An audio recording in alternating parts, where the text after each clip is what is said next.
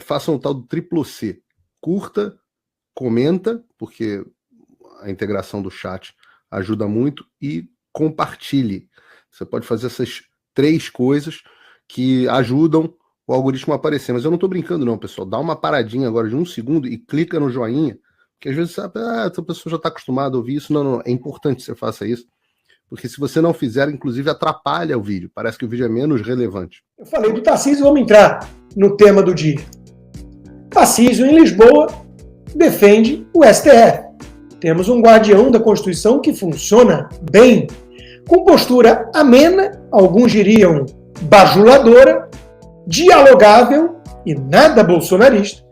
O governador de São Paulo elogia o STF e a democracia brasileira pujante. Quem só leu chamadas e não viu o governador falando, não entende a dimensão da coisa. Porque, vamos adiantar aqui uma das conclusões. Tarcísio não precisa, como governador de São Paulo, pragmático, tecnocrata, gestor eficiente, bater de frente com o Supremo. Ninguém está pedindo a ele isso. Ele não precisa, porém, virar um bajulador que mente ao elogiar o Supremo como guardião da Constituição e dizer que a democracia está bombando. Sabe por quê, gente? Política é feita de palavras, simbolismo. Então, pragmatismo tem limite. Meu novo bordão, eu sou um cara que crio de vez em quando bordões. O Brasil cansa, né?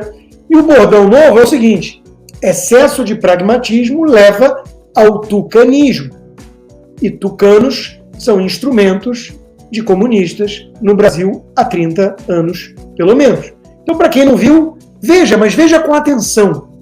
E diga depois se eu estou sendo injusto nas minhas críticas. Bom, meu bom dia, senhoras e senhores. Primeiramente, quero agradecer o convite. Não sei exatamente por que eu fui convidado para essa mesa, porque, afinal de contas, eu estou no meio de juristas renomados e vou falar aqui para juristas renomados. E quem sou eu? Então, de repente, eu tenho que falar aqui para o ministro Gilmar, para o ministro Barroso, para o ministro Salomão, com a maior cara de pau do mundo. E quem sou eu aqui nesse evento? Mas eu quero agradecer ao ministro Gilmar o honroso convite, nosso ministro do Supremo Tribunal Federal, fundador e professor do IDP, Instituto Brasileiro de Ensino, Desenvolvimento e Pesquisa, também os nossos palestrantes, ministro Flávio Dino. E de uns tempos para cá, algumas pessoas têm mencionado o risco da democracia, o risco do Estado Democrático de Direito. Bom, eu sou um otimista por natureza e tenho dito o seguinte: a democracia brasileira é forte, é vibrante, ela está revigorada e a gente não tem grandes riscos. Agora, para não fazer só o discurso, a gente tem que analisar se isso faz sentido com base nas características do Estado Democrático de Direito.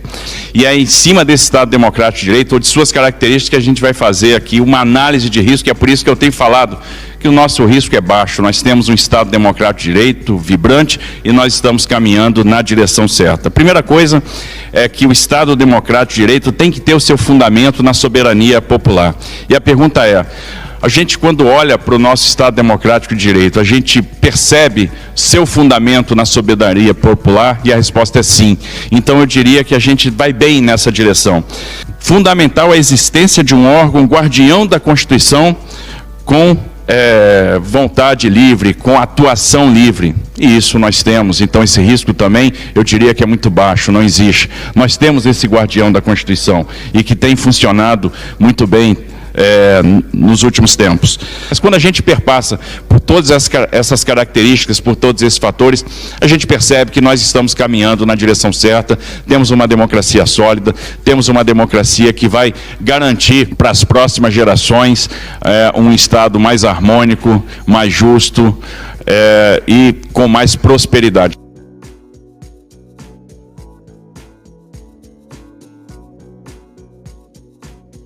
Bom, vocês vão me desculpar, eu entendo as divisões internas da direita. Não se lava roupa suja em público, a esquerda nunca faz isso. Mentira. A esquerda vive se batendo. O que a esquerda radical não faz é excesso de concessões e sinalizações pragmáticas. Isso eles não fazem. Eles podem até, no poder, chamar o Centrão e negociar na linguagem do Centrão. Isso eles fazem. Mas o que você não vai ver a Gleisi Hoffmann fazendo, o Lula, o Dirceu e tutti quanti, é concessões demasiadas, simbólicas, nos discursos, nas palavras. Isso eles não vão fazer. Então vocês vão me desculpar, peço vênia a quem acha que não, deixa o Tarcísio, ele precisa governar São Paulo. Não, ele pode ser a única opção em 2026, contra o PT. Vocês vão me dar licença, isso que ele fez em nada ajuda em nenhuma estratégia dele, não seduz nenhum moderado, independente e isentão, e apenas afasta aqueles que estão indignados com a situação no Brasil. Porque excesso de pragmatismo tem limite e leva ao tucanismo. Excesso de pragmatismo significa abandono de princípios. Eu não estou pedindo, eu repito, para ele virar um guerreiro independente que sozinho vai peitar. Eu não estou dizendo nada disso. Eu estou dizendo que essa fala dele causa um estrago danado a todos aqueles que querem lutar por justiça e liberdade no Brasil. Além de ser uma afronta evidente a todos que são ou somos vítimas desse arbítrio. O que o Tarcísio tem a dizer para mim, ele que me convidou para um jantar de inauguração por meio da assessoria, me mandou um convite, adoraria ter o governador Tarcísio adoraria ter você no jantar de posse dele. Ele me convidou. Não fui eu que me convidei, porque eu nunca procurei ele para nada. Então eu quero saber o que o Tarcísio tem a me dizer, na minha cara, sobre o que ele disse lá em Portugal, no Gilmar Palusa. A democracia brasileira é pujante, o Estado de Direito está bombando e o STF é o guardião. Então por que eu, que não cometi nenhum crime, que fui contra qualquer invasão e depredação de patrimônio público sempre na minha vida, por que eu fui arrastado por um inquérito ilegal, tenho minhas contas bancárias congeladas, minhas redes sociais censuradas e meu passaporte cancelado? Isso é coisa que acontece numa democracia pujante, num Estado democrático de direito que aponta para frente e que está indo na direção certa? Adoraria que o governador me desse uma resposta. Olho no olho. Talvez ele abaixasse a cabeça, talvez ele dissesse: ei, Constantino, você sabe que aquilo é da boca para fora, mas eu preciso enganar eles. Ah, então é um xadrez 4D. Em 72 horas nós vamos ter a resposta. Os resultados que estamos aguardando do Bolsonaro até agora. O Flávio Bolsonaro saiu em defesa do Tarcísio, então é sinal que não é para criticar mesmo. O Flávio que lutou contra a CPI da toga. Porque tem rachadinha e mora numa mansão milionária hoje, pagando há 30 anos, e está muito bem no sistema. Eu não devo nada ao Flávio Bolsonaro. Eu não devo nada a Jair Bolsonaro. Meu compromisso e minha lealdade nunca foi para com um político. Jamais. Eu sou liberal clássico demais para isso. Eu desconfio de políticos. E eu tenho ojeriza do Estado. Ele é necessário. Ele é um mal necessário. Porque eu não sou anarquista. Mas eu não sou fiel ao Bolsonaro. Eu sou fiel à minha consciência, aos meus valores, meus princípios e ao povo brasileiro. O que o governador Tarcísio disse ali é uma mentira, é uma afronta com todas as vítimas desse abuso de poder, não obtém nenhum resultado concreto positivo, não é um pragmatismo estratégico e inteligente, é apenas humilhação. E é o que a Renata Barreto disse. Se a gente vai constatar esse fato, é uma mentira, é um erro, a gente é atacado por uma ala da direita que diz: não pode lavar roupa suja em público. E a gente está não necessariamente entrando até no mérito. Eu estou, a Renata nem entrou. Se é um erro estratégico ou não dele, assumindo que a premissa de que ele quer o melhor. Que eu acredito até que queira. O que talvez faça dele alguém muito ingênuo, politicamente falando. Mas, veja, constatar isso não pode ser um erro por si só, porque, na melhor das hipóteses, o que nós estamos dizendo é: o sistema no Brasil é tão poderoso e venceu as batalhas mais importantes, quiçá a guerra, que até mesmo um Tarcísio, gestor eficiente, que pega em fuzil, bolsonarista fiel, até ele precisa fazer esse tipo de papelão em público. Ou seja, o Brasil não tem muito jeito. Se a direita permitida, se o representante que leva esperança a milhões de brasileiros é alguém com um discurso desses, qual é a chance que nós temos? Vamos comendo pelas beiradas e talvez em 72 anos, e não em 72 horas, a gente consiga reverter o quadro. Pode ser. E há um ponto até mesmo. O PT ficou 40 anos investindo nas bases, doutrinando as salas de aula. Nós temos que reverter esse estrago, ocupando as redações de jornais. Nós temos que denunciar isso e ter emissoras livres, mas eles estão destruindo a única que tinha pluralidade, cheia de petista lá dentro, mas dava voz a alguns de direita. E eles estão destruindo. Só vai restar a Globo News, né? Eles estão perseguindo um a um. Já estão falando em inelegibilidade de Eduardo Bolsonaro. Por comparar professores doutrinadores com traficantes. E toda a esquerda ficou em polvorosa, esquecendo, junto com a mídia, com a CNN, do doutrinadores. Ele comparou professores a traficantes. Isso é um absurdo. A PGR entrou em campo. O Flávio Dino com a Polícia Federal entrou em campo. Agora a Zambelli. Porque um hacker disse que ela disse, eles tomam como verdade. Os mesmos que dizem que não pode mais delação premiada. Que o Lula foi inocentado. O Lula, condenado com provas sobradas, em várias instâncias, por vários juízes e desembargadores, solto por um malabarismo supremo, é inocente. Mas a Carla Zambelli já é culpada e condenada e transitada em julgado, porque um hacker, um criminoso, disse que ela disse. E já estão querendo caçar o mandato. Não vai sobrar um de direita para contar a história. Talvez sobre o Tarcísio. Grande jogada de mestre. Vou sobrar me transformando num tucano que elogia o STF. Mas aí qual é a diferença? Vamos fazer uma analogia à imprensa, aos comentaristas. Talvez eu consiga me livrar das garras do Supremo, né? Deus sabe o quanto eu preciso do dinheiro que foi confiscado, do acesso a 1,5 milhão de seguidores que eu tenho, para descobrirem até que eu tenho a comunidade do Locals. Vocês aí, 4.600 que estão me vendo ao vivo, vão lá para o Locals, divulguem o Locals. Tem gente que não sabe. Eu tenho 33 mil pessoas no Locals, 1,5 milhão de seguidores nas redes sociais censuradas. Então, eu quero a liberdade, mas eu pergunto sempre, qual é o custo?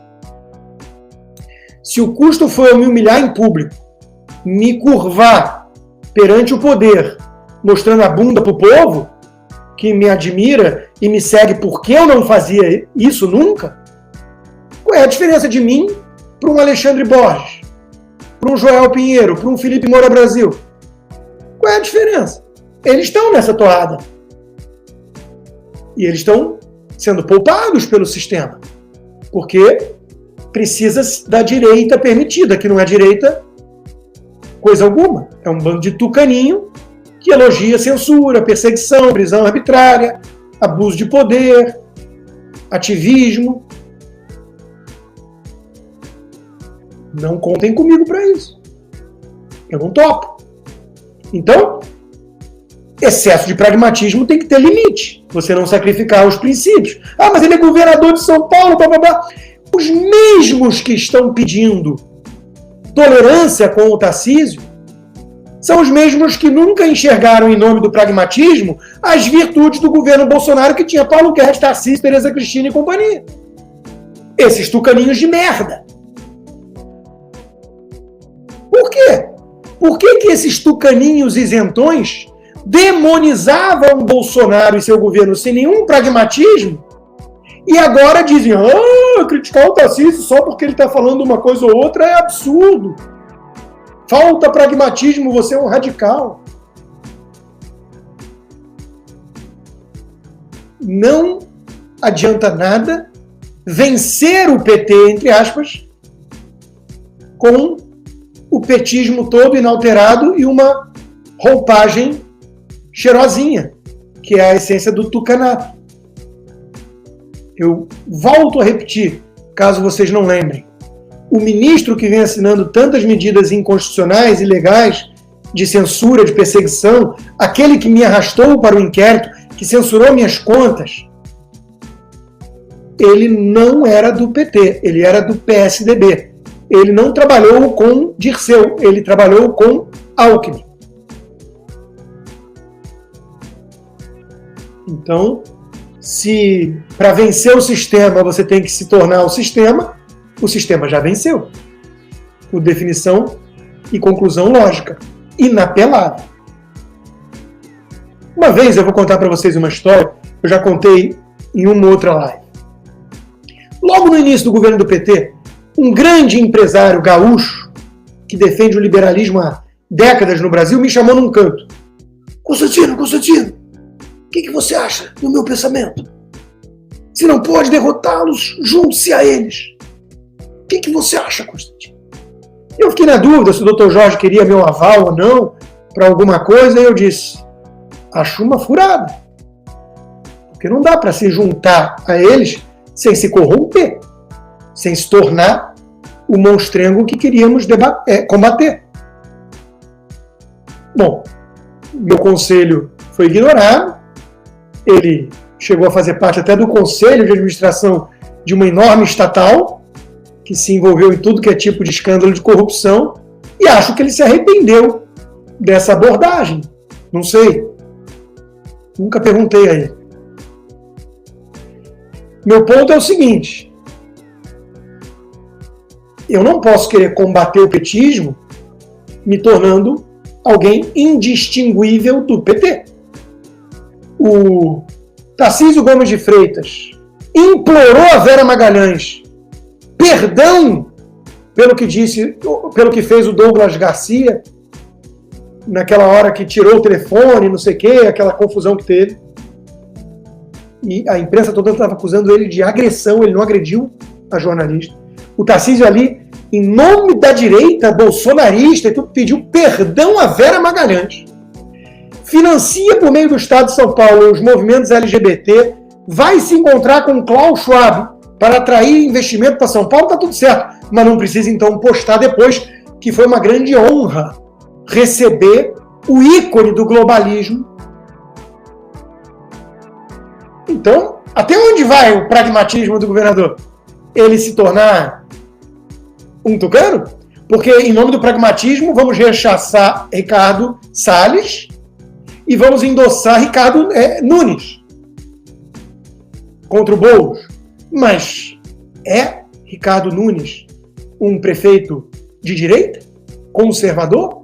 Ou apenas um tucano talvez menos pior do que comunistas?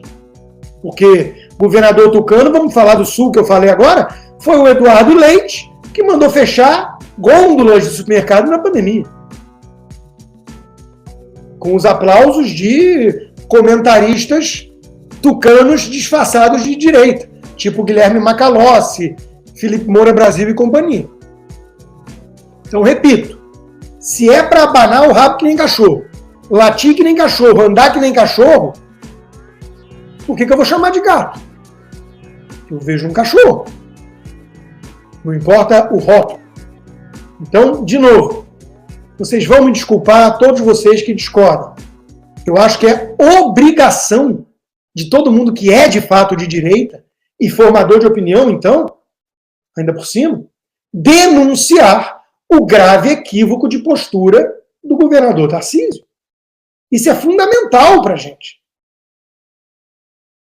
Além de, obviamente, ser o mínimo que se espera de quem tem respeito para com as vítimas da tirania em curso no nosso país.